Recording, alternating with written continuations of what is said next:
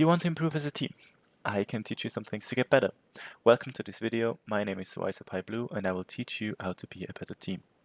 This is the second part of the series called In-Game Communication and Post-Game Discussions. How to be a better team is a small series in which I will teach you some easy steps to get your team to be more successful. I will mostly teach you things which are team or communication related and not game related. So even though I create those videos mostly for League of Legends teams, you will be able to get some useful information out of my videos, even if you play a different game. So we continue here for my first video. If you have not seen it, I encourage you to check it out. Our first topic in this video is in-game communication. In-game communication is very important and also very complicated and a difficult aspect of your inner teamworks. It's going to be very hard for me to tell you how this should be tackled, but I think I can give you some general tips which will help your team, even though I don't know any of you. The first thing you should do is declaring responsibilities in your team comms. Try to figure out who can do the shot calling, who can do the strategies, and so on. I tell my teams mostly to declare shot callers for different situations of the game. Some teams then declare different people for different situations, others try to stick with one in-game leader. What's best really depends on the team dynamic, and there is no single best way to do it. The situation that I mentioned in which you can declare different shot callers are early game pressure, early to mid game objectives, late game strategies, and team fights. The shot caller should have the say for short-term decision, and the other players are encouraged to feed as many informations as they can to the shot caller, so he can make good decisions. Also, try to remember at any point of the game, a bad plan is always better than no plan at all. But you should try to save voice comms and replay of your games and talk about the calls and plans to improve them. I also like to declare a strategist in every team. The role of the strategist is to hold his team on the predetermined game plan. He should remember the shot callers what the long-term goal of the team comp is.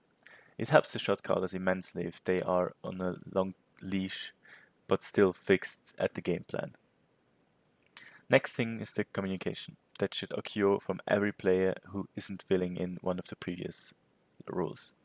These players should also try to communicate as much as possible, and even if they aren't the predetermined shot caller, they should be able to give in their own ideas. 5 minds are most of the time better than 1. Just to help these players as well as the shot callers, I have some guidelines which you can follow. These are: first, reduce unnecessary talks.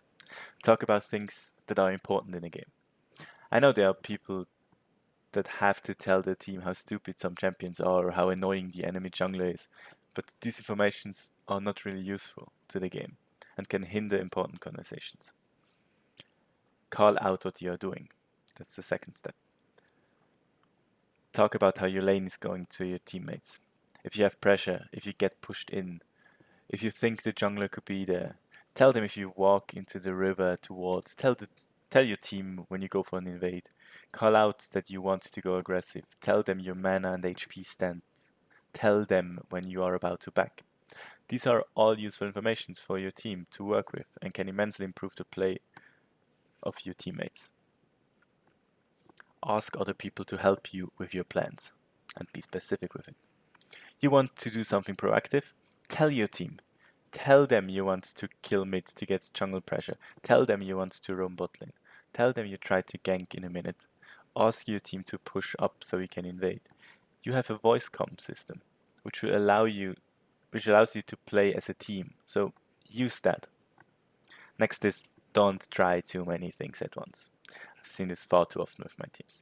Just try to think about all-inning your lane opponent if your junglers just call the gank in a different lane.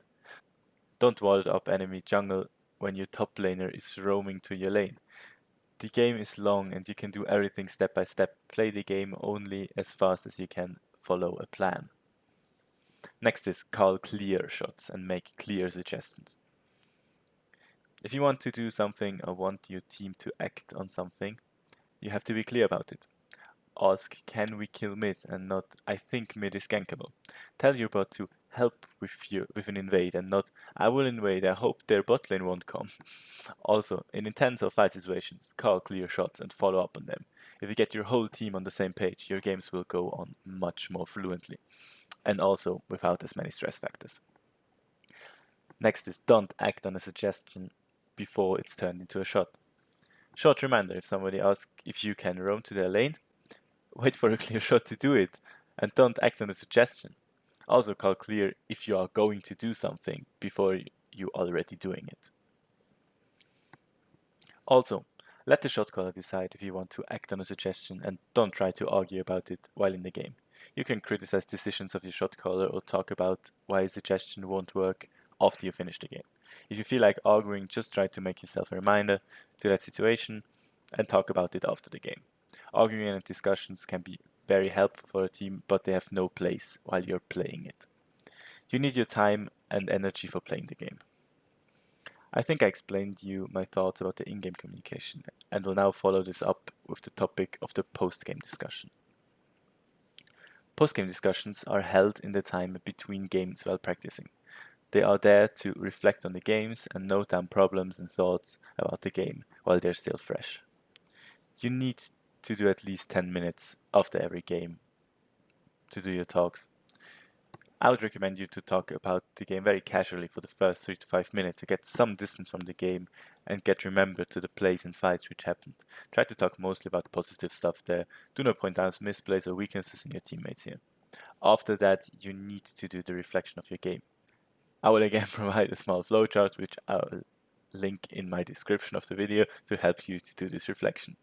The flowchart here is to help you and can't work for every game, but it will help you to see what the themes and points are on which you should reflect, like your game plan or the weakness of your team comp.